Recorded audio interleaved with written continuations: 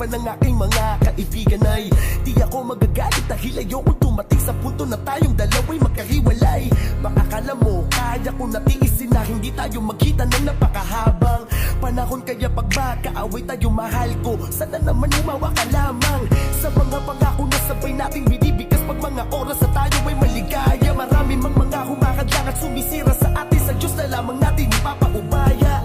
Huwag mong pakinggan ang mga bagay na alam mo paninira na maari lang sa atin makagulo. Asahan mo na kahit minsan ay naiinis ako sa'yo, pero